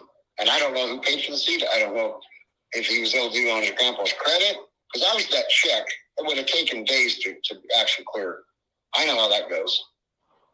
You don't just throw a check in the bank. That's not that much in there prior, I guess. But I don't think that was the case with Dylan. Dylan was broke. He had to have that check, he said, before I could go. I can't do without it. Who's the bad mod? Here, I'm gonna take off all the mods. So a mod is someone who kind of if he was overdue on his I guess, yeah. One second, guys. I lost my spot. Scrolling too fast. Thanks everyone for being here.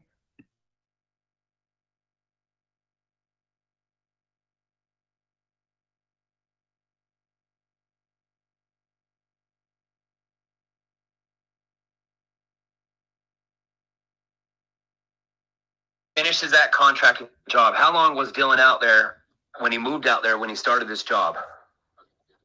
For Dan? Yes. What you saying? How long was he here? Yeah. So when Dylan moved back, what time did Dylan move back that you became aware of? He didn't move back. Dylan really didn't live anywhere. Dylan was here and there and everywhere, just like. Okay, let's not say move back. When did Dylan haul his trailer to his farm? I don't know. That you became aware. Was it last year? This year? It just sat there all winter. It kind of came in last fall. He brought that trailer in. So then he didn't, so he didn't get serious until this year.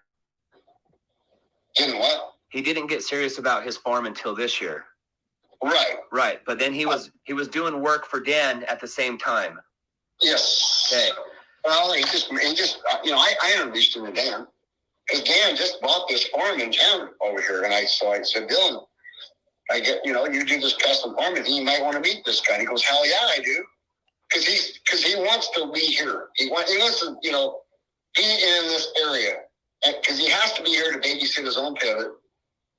I'm removing all the mods. He needs to make money here. So he usually does work in Rigby and Arco and, around up in that country. But he wanted to be down here. So as soon as he landed a contract like this guy over here, he was like, whoa, this is great, man. Because I can't afford to move my shit back and forth 250 miles. And when it comes, I don't have to move it from the Sin, Montello, the Independence Valley, to the Gamble Ranch, which is all within, 25 miles, 50 miles of each other. And he was just in seventh heaven thinking, man, I come in this town, been here often for a month, and I land my first contract over here at Dan, and then he meets Randy. I produced him to Randy, who has the contracts at the Gamble Ranch. He took Randy talking, and Randy goes, dude, you're hired. You are hired. I can't wait for you to go to work because I don't have enough help. So he got 2 contracts, just boom, like that. And then the Gamble Ranch buys another big stretch of land over here by the prison on the I-80, which was about it. I mean, it's a huge amount of land over there. It already has, like, I don't know, 16 pivots on it. They're going to put 20 more. And Gillen's like, whoa, this, man, what a great deal I got going on here. You know, I'm gonna rake in the dough. Because he makes, like, I think he said $46 was the deal on per acre for his work. And that kid was like, whoa, what a great deal, man. I'm right close to my farm, and these guys are moving my equipment around for me.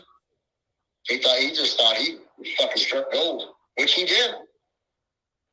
In a way, he struck gold. I wonder if that check ever cleared. Well, sure it did. Okay, I was just wondering because I can see some kind of, a motivation here. Why would you say that? Well, I mean, it's looking into every little possibility, Kurt. Every little tiny detail matters. Oh, well, that's not. So Dan, you're saying is a millionaire. Well, he must be. He owns two ranches / farms here now, right in this valley. And he came from Oregon, I understand. I think he sold it in Oregon because he got tired of it. It's kind of a bunch of Democrat motherfuckers in that state. So he came here because a little more going on out here than that goddamn place. So then Dylan moves out there, gets this contract deal with Dan, does this job. Okay, he's probably only, how long has he been out there? Just a few months coming back from Idaho? Well, like I say, Dylan was all over the place. I thought he had to keep running to Idaho to get supplies. The seed and all that shit's in Idaho. There ain't no place in Nevada has seed. I know. They're either Prairie, Idaho Falls, over in that area. He had to always go back to Idaho to get shit. That's where all the farming shit goes on. These farms out here, there's only 2 farms here, and they really don't know shit. We're only talking about maybe, I don't know, a pivot's like 180 acres. So there's 2 over here, and Dan's got 1, which is a half a pivot. So we're talking about 400 or 500 acres is all. That's the farming. So it just seems like in all this so far that I've played, Kurt knows an awful lot about Dylan's life, like not even just family life. Like, he knows that he's not very close with his family, but he also knows how much money he has, what these jobs that Dylan was contracted out for were paying him, and pretty much admits that Dylan was setting up something really good and it was going to be successful, he envisioned. So to me, that's almost, I have to keep the possibility that what if Kurt wanted what Dylan was building for himself? Do you know what I mean?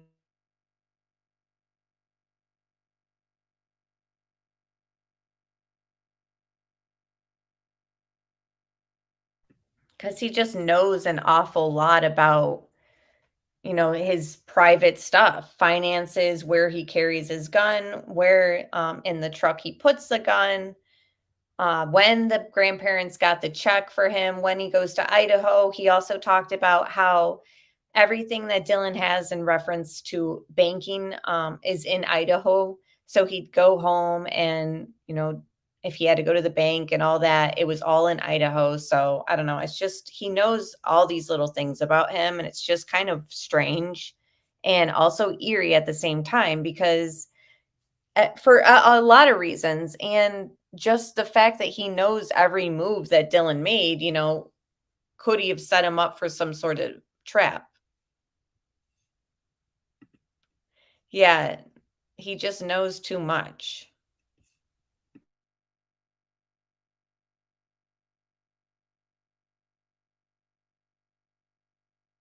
Weekend. That's why my daughter, they came on Wednesday, and they was here till Monday. They were here, what's that, 6 days. So he has seed in his truck for a good week then. Yeah, he didn't drill that seed until Saturday. Okay, so he It was on Friday night. He was here Friday. So he came back Friday. He was here Friday about, I don't know, something like 9, 10 o'clock in the morning. And the reason he came here because Dan's pivot broke down. And they needed a U-joint for it. Right, that's what I remember. A new part. The Dylan had the part out to his place. So he made a special trip. He should have been out there working on his ship. But, you know, he was trying to impress Dan. You know, and Dan could have ran, Dan would have had to run clear to Idaho to get that part. Well, Dylan had it out there on his place. He had some spare parts for his own pivot. So he runs this fucking part out to Montello, takes it to Dan. He stopped here, said, yeah, I'm taking this part over to Dan. I'll be back in a few, maybe an hour. And then I might have to show him how to put it on. He didn't know, because Dan's a fucking rancher. He don't know how to work on shit like that. But Dan has a handyman.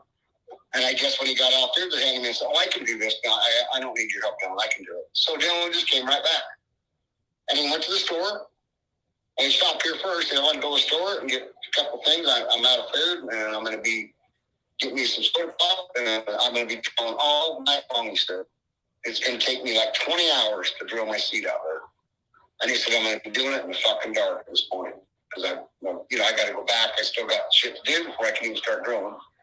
Anyway, that's how that happened. So, and that was on a Friday. The last time you saw Dylan was on a Friday. That was about Friday. Probably the last time I seen him was about 9:30 when he rolled out of here. He said, "I got to go." But he mentioned to me, it's going to start raining out there at some point. I'm going to have to get that truck down there. And I said, "Well, just give me a call, Dylan. I don't know where I'm going to be. Depends on what time of night or time of day it happens. If I can come and give you a ride, I will." And is that because he had it at his place where he was staying by the trailer? Yes. Well, that's where he's drilling. That's his farm. Yes, that's where he drove it. That's where he ready to roll to get the seed. Right. When he came back from Idaho, he drove it in, had a conversation with you. That would have been like Tuesday. So the truck sat there Tuesday, Wednesday, Thursday, Friday. And then it was raining. It was getting ready to rain, so he takes the truck to the grain shed. On Saturday morning. That's when he called his grandma. That's the last time anybody talked to Dylan. Wow. His grandma, 7:30, and I don't know if that was her time or the time in Utah. I don't know. Of course, she said 7:30, so it must have been her time, which probably would have been really 8:30 for Dylan, because there's an hour difference between Idaho and out here. But he's been back quite some time already. After that job was done, he was back for what Tuesday, Wednesday, Thursday, Friday, Saturday, almost a whole week. Yep. So if someone thought this was about money, they could have just did something earlier. But a whole week's gone by. Well, her car's been parked down there. Her parents live on Main Street here in town. That car's been parked. That's the mentality of a 15-year-old. Yep. She is. So at this point, they're referencing Robert Avile's mother, who they assume it's possible that Robert used either her vehicle or, I don't know, some vehicle from their property to drive Chase, or to, maybe they were the ones that picked up Dylan and gave him the ride. I don't know. Again, this is all just Kurt's theory. But Holly Southern style, during this interview, I wonder if Kurt knew that his mom had said she had heard him say all excitedly he had all this seed planted on Thursday. Something ain't making sense. Yeah, and there was something else you said too that I thought I was totally in agreement with. Hold on. Let me find your comment.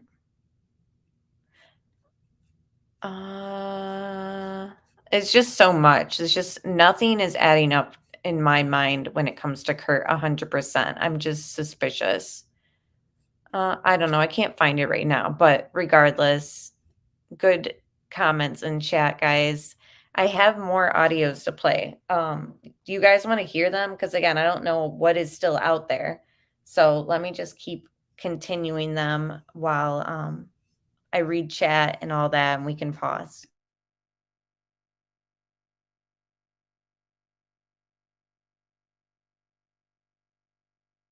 now?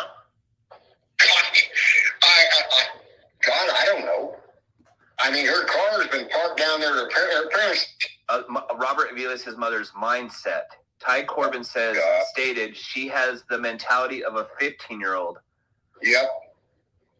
She is a one weird woman. And does she live with Ty right now? God, I don't know. I mean, her car has been parked down there. Her parents live on Main Street here in town. That car's been parked there, which I believe that car should be taken and do a forensic on the trunk of that son of a bitch. That's the car that Chase and Robert went out there twice in. So if they actually hauled Dylan's body somewhere, it went in that fucking car, and nobody's ever fucking checked it. So there could be a possibility that when Dylan was at the grain shed, he didn't have a problem with Jim Brenner. Maybe he did start walking back. Maybe he ran into Chase, Robert Aviles. Yeah. And then maybe something happened from there because they thought that Dylan had this money. Yeah, and they were out there searching, trying to figure out where he's at. You know, and here he was walking down the road. They offered him a ride. Boom. Done. They got their man in the car. They got him. And he he just thinks it's, I doubt Chase was in there. He would have known Chase. But Robert, he never knew Robert. No way. And he wouldn't know Ty either. So if it was Ty and Robert, they offer him a ride. They get him in the car, and here we go. We're not going where you're going, dude. Or we're going to take you down to your place. You're going to give us some money, or things are not going to work out well for you. This keeps getting. Let's entertain one more question. It's from Spirit Seeker. Can you please ask Kurt who paid Jim for being the watchdog on the shop property, Ed or John, or was it his stay to pay? He never got paid. It was just he got to stay there. He had a horse. He needed some acreage to run the horse on. It was just a trade. It wasn't. He never got paid nothing. No way. And just to let everybody know, Kurt has a free horse if you want to drive out to Montello to pick it up. I don't know. My daughter put it on Facebook. Oh, so they're going to sell it. Some guy said that I wouldn't sell that horse for any less than $2,500. Oh, there you go. Shit. There we go. Well, bless her heart for trying to make some money. Well, now I paid $1,000 for the horse a year ago from a horse trader that I know comes through here. And I'm sure he'd give me a good deal. It's probably worth more than that at the time. But we're friends, so he made me a good deal on the horse. So I don't know. I didn't know horses were worth that kind of money. But evidently, my daughter's been looking on Facebook. She goes, that horse is worth at least $1,500, no matter what its situation is. How old it is or anything, it's worth that. So, okay. Well, guess I reconsider just giving it away to him. No, get to what you got to do. Hey, Kurt, if you can tell him thanks to the chat line.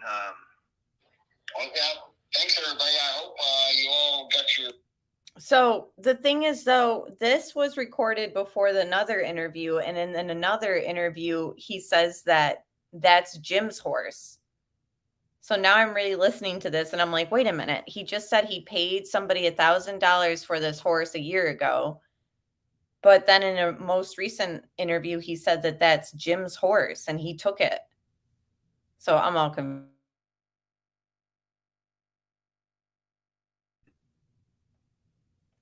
Looking for more audios. Hang on, guys. And let me know if I'm misunderstanding that, because I feel like he has said it now 2 ways about the horse. I don't know. I'm confused. That he called him and he didn't answer. Right. And then all of a sudden, so I called again and he answered the damn phone. I said, oh. So this is where he's talking about when he called JD, which is Dylan's friend from Idaho, where he's from with his family.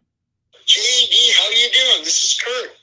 And click, like that. And all of a sudden, Candace sends me a text saying, why are you fucking with JD? Leave him alone. I was like, holy shit. He talked to her that fucking fast. That's amazing. And then John He upset him though. I guess the whole thing kind of upset me. So I'm going to leave. When I got in his truck, I followed him out the door. Question, he got in his truck, and guess who calls him? Larry Rounds. He's, oh my God, it's Larry calling me. I stand right there. He answered the phone. And Larry's like, why are you calling JD? And he goes, oh, I don't know. I think I misdialed. I'll get to your question, Black Dog. I misdialed or something. I don't need to talk to JD. And Larry says, oh, okay. But goodbye. And that was in the conversation. But 2 phone calls came within about 2 minutes of me calling or trying to talk to JD. That's weird as fuck to me. I was like, this is weird. There's something wrong with this picture right here. That drew my attention to Idaho from here. Because I'm like, they're hiding something in Idaho. Because this kid don't want to talk to me, and this gets up my ass. How would Candace have to do with Dylan's best friend? I don't know. That fast, Dylan or JD didn't say nothing. He's like, why are you trying to contact me or something? No, she said that. Why are you talking with JD? Leave him alone. He's asking, what day did the psychic tip of Candace off to Candace was on? What day did the psychic tell Candace about all this? No, I'd have to go. Is that right, Black Dove? Yeah, I can put that together, but I. So again, this is a very important question because it's already one of the things that has been not aligning with statements and all that. The timeline of the psychic tip given to Kurt and then Kurt relayed it to the family is all over the place. And here he's asked point blank, when did that tip come into you? And Kurt's like, I don't know. This is over and over and over. Find Dylan, but nobody else is listening to him. They're all, I don't know, talking about the Cowboy Bar and the Salsa Bar and how we make a living and who knows who and Will Knight Brothers or RSOs, all this. So we never get the answer. My understanding, I wasn't there obviously, but anything you want to chime in and comment on it all, CDT? I haven't really been listening, but just coming back and you say, and we didn't get the answer. That's how I feel a lot with Kurt and Sammy. Like I feel like a lot of indirect or, beating around the question. So this old audio that I was just playing, well, not old, but I mean, few days old compared to some of Kurt's interviews, but he said something about the horse and how he was going to sell it or whatever. And his daughter was telling him how much the horse was worth, this and that. But then in one of his most recent interviews, I swear he said that it was Jim's horse that he took in and is taking care of. That sounds right. Yeah. But he also said in this audio that I had just played, he's like, yeah, I got that horse from somebody about a year ago and paid $1,000 for it. But I thought it was Jim's horse that he just took in. I'm just all confused. Agree. I'd like to know, not trying to get off topic, but more about Jim's vehicle too. Me too. And how Sammy knew that Jim's vehicle would overheat. Right. And it's like, is it just because everybody knows everything about everybody, or is it strange that she would know that detail about Jim? I feel like it is strange.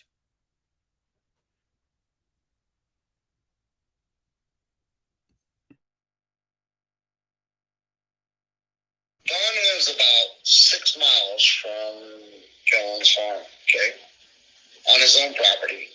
But Grandma Karen calls him. She called me and asked me if I talked to Dylan. I said, no, but he's supposed to call me, if he's going to move the grain truck. Well, he's already done that. Well, he didn't call me. So I'm thinking, well, I don't know why, but he hasn't called me back. he's supposed to call me back when he got it down to the, the undercover. So he's supposed to call me back, and he hasn't called me back. So I'm a little bit worried about it, but she was not that much, because we know his phone don't work half the time. Yeah, I know his phone's a piece of shit.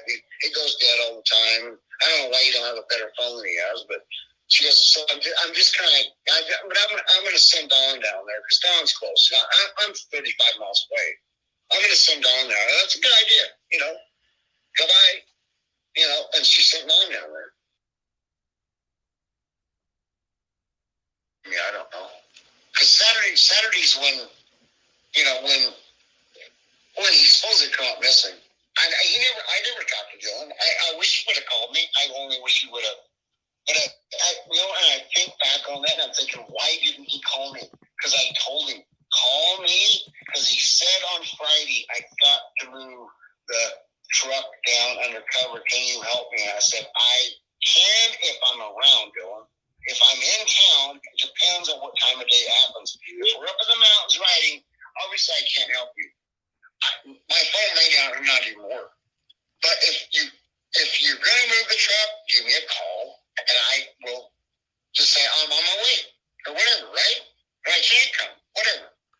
So he never called me. I'm thinking the reason he didn't call me because somebody else offered him a fucking ride.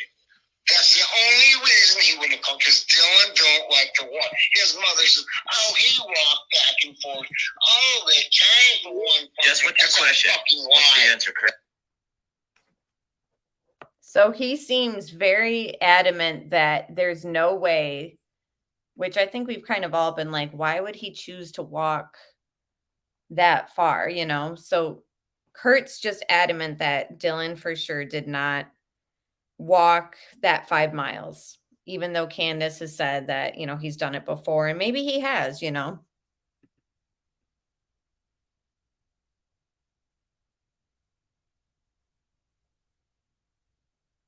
I think there's like one more.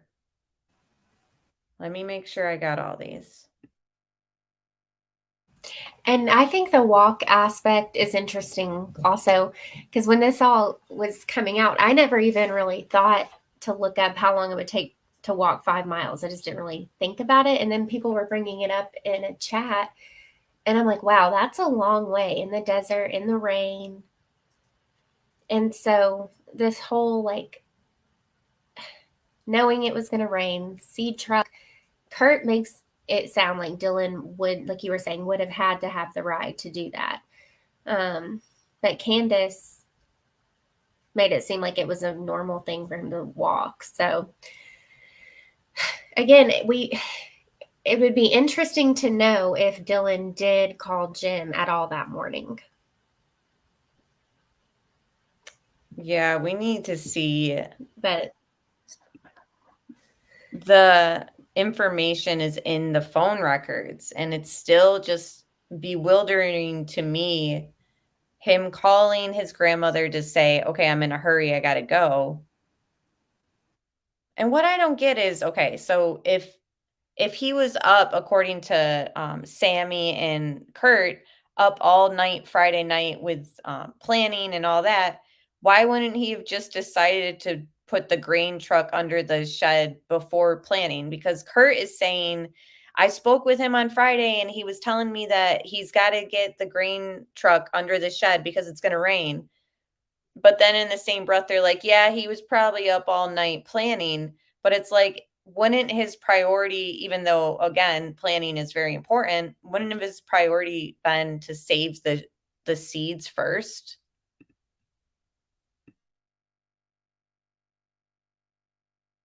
yeah, and do we know if it through the night? When did the rain come in? I think it was that morning, but that's an interesting point. And again, I'm not obviously a farmer, but I'm just thinking, if Kurt is saying himself that when he had seen him Friday, he was already mentioning, I got to get that under there, and telling Kurt, can you give me a ride? It's just kind of then why? I don't know. That seemed like it was something so urgent and so important, and it makes complete sense. Obviously, you don't want your seed getting moldy. That that's money right there, you know, for a farmer. That everything in the back of that truck, it's important and vital to get it taken care of in the best conditions possible. And it just is not adding up to me that he would decide to plan all night, according to them, instead of doing that one thing that he really needed the ride for and that it was just a main priority. I just don't understand it, I guess. It's just a lot more questions.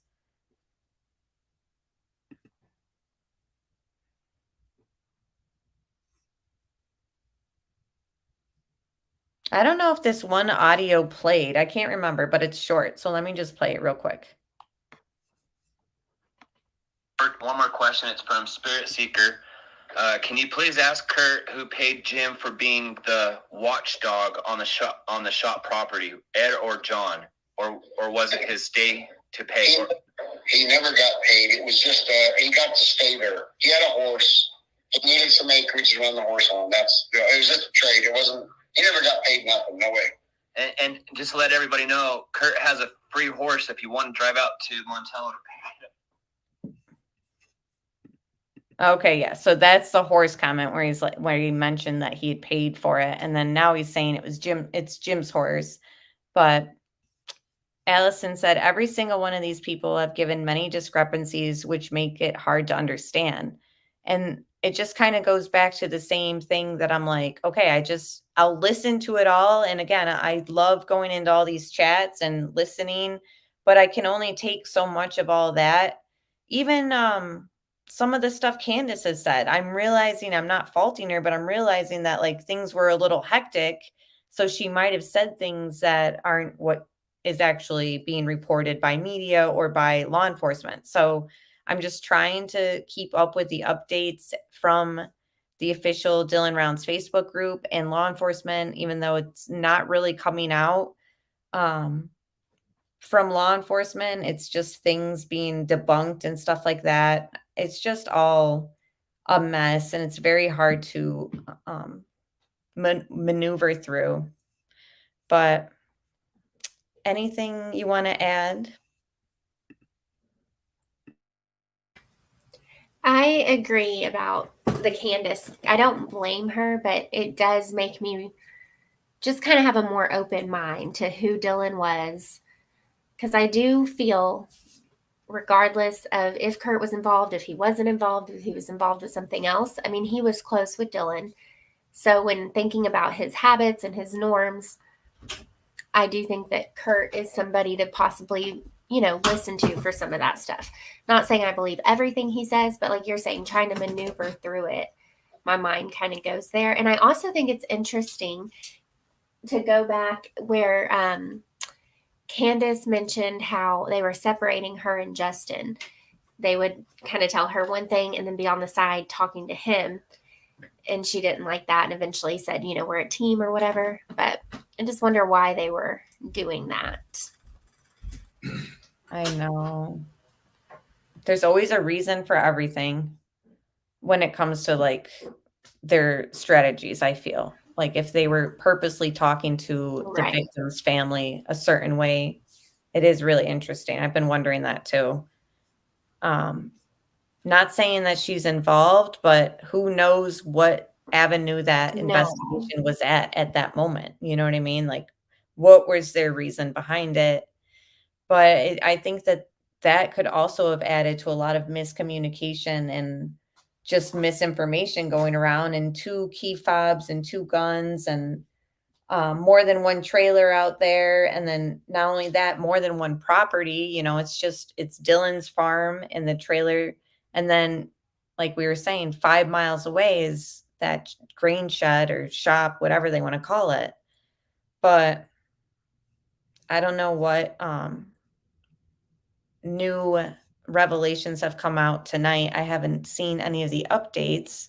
If anyone in chat knows or whatever, I just don't know. Like, there's just so much conjecture and speculation, which I love to do, but it's got to be done with a balance of facts. You know what I mean? And I just hope that we can all lay out the same facts. Like in the Summer Wells case, even if everyone's theories didn't match, we could at least rely on I'm just curious if there's some sort of 911 call. Like when Candace reported him missing, was that recorded? Just curious. Like, what can we get as far as public records here?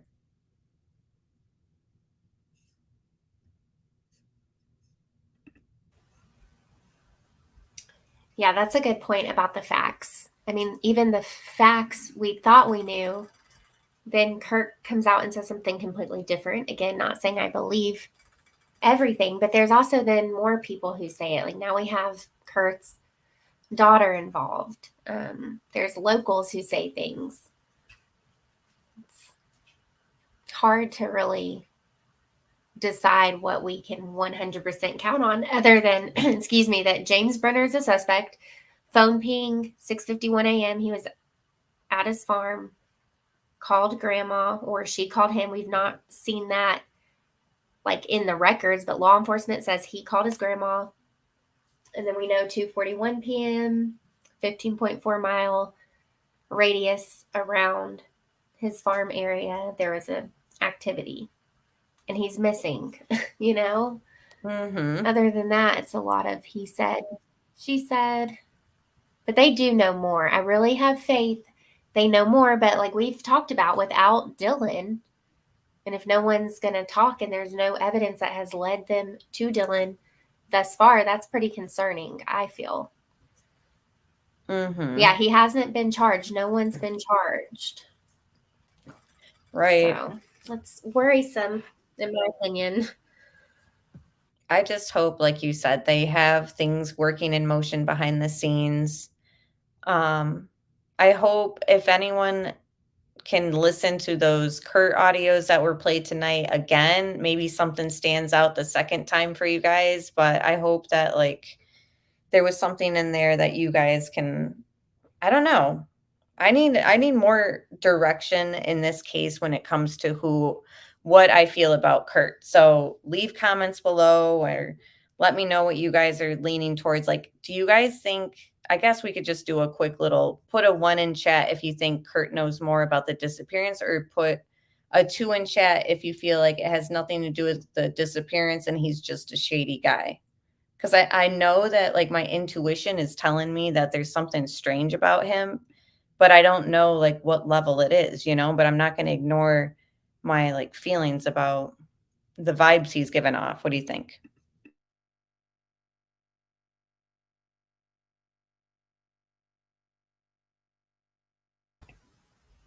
Right now, I feel like I lean towards a 1. Like he does know more in connection in some way. Even if he wasn't 100% directly involved, I still think he knows a little more. But if he does know more, then he has some level of involvement possibly. So who knows? Exactly. That's how I'm feeling. Like, is it after the fact or is it a conspiracy like planned before? I don't know. We need more information on everything. Hopefully we can get something, but I agree. I'm not really trusting anyone, Delana. I agree. I don't know, guys. I don't even know where to go as far as researching this because there's just been no updates from law enforcement. Like, what do we do?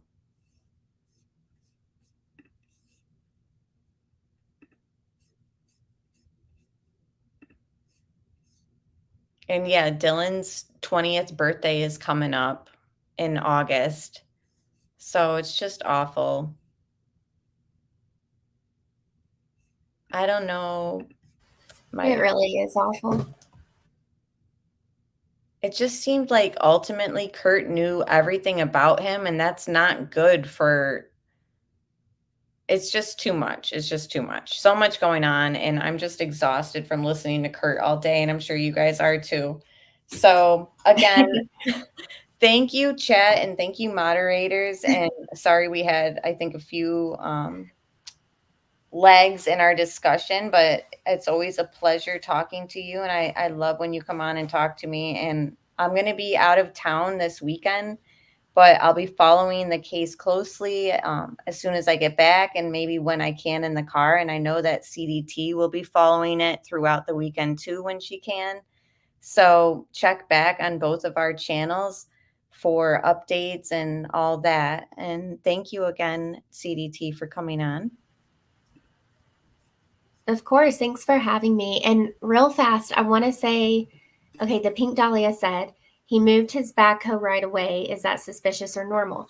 So that the backhoe is something that's always been on my mind. And I think, okay, so the way Candace kind of described it on Duty Ron was that Kurt has since moved his backhoe off the property. And then he asks, or someone asks, can you drive a backhoe down the road, or do you need something to haul it on? And she says you can drive a backhoe right down the road. The way Kurt describes it is that he moved it from Dylan's property to Jim's property because him and his daughter both talk about the backhoe still being out there. And I'm like, but wait, Candace said he moved it off the property. So the only way that I can really figure that out in my mind is that Candace was alluding that Kurt moved the backhoe off of Dylan's, legal property and moved it over to the property Jim was staying on. But then for when they asked, like, can you drive it down the road? She didn't clarify. Well, no, I just meant he moved it to Jim's property. But that's the only thing I can make sense with the backhoe so far. Because I know, I think Mob Crew, you can see a backhoe outside of the bar in Montello. And I said in one of my chats, like, oh, is that Kurt's backhoe or must be Kurt's backhoe? And people were saying no, that one wasn't it. So I don't know if Kurt's telling the truth. He claims it's still out there. I'm thinking it must be on the property that Jim is staying on. And that Candace, was saying that it's technically off of Dylan's, if that makes sense. It's just all over the place, pretty much. But yeah, it does make more sense since you explained it that way. So thank you. But it'd be interesting to know. All weird. Yeah, and like, what if there's a way it would to put that one to rest? Yeah, or like if a drone could just show what's going on, like what is out there right now, That's another thing that Sammy mentioned. Sammy one, I guess we'll call her. That's what Allison's been saying because now there's two Sammys. But anyway, she went down the road of knowing that there was the base and they could possibly get satellite imagery. It's just the whole theme of Kurt and Sammy are, they seem to be following this case and know a lot. And why that is up for, to be told, hopefully.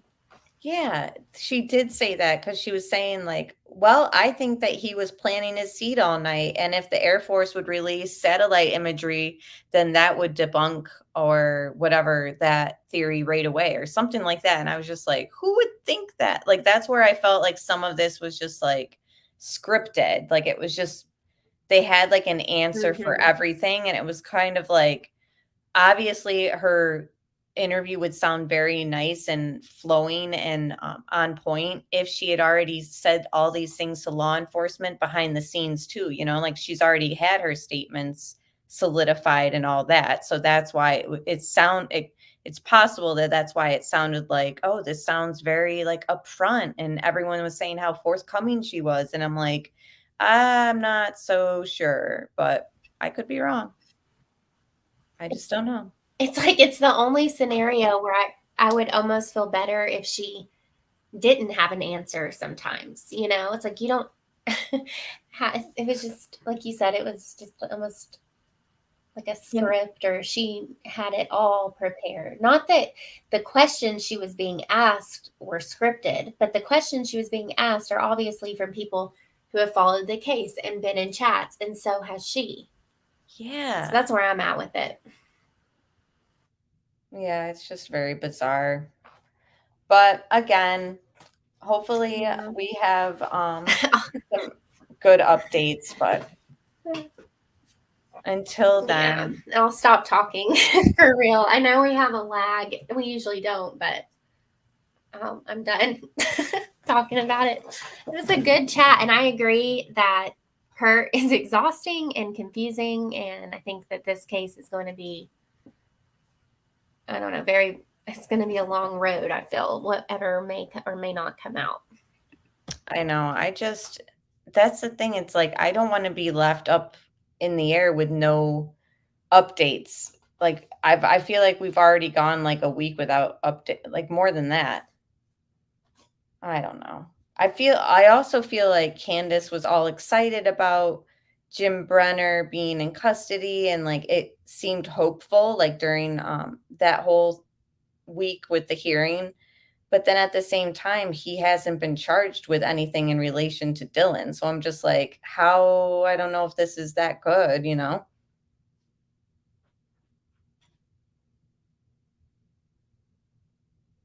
Agreed. I feel like also it was said, maybe I'm wrong, that Kurt was one of the only ones that owned a backhoe. But I could be wrong. But I feel like Kurt mentioned that. So if we're seeing other backhoes around, I'm curious whose they are. I feel like I've heard that as well. And thank you, Like he was the backhoe Allison guy. and Pink, Dahlia, and Delana, and everyone else who joined, Roxanne, everybody, Holly. I will talk to you guys all very soon. And CDT, I'll talk to you soon as well. And thank you again. Bye. Yeah, thanks for having me. Bye, everyone.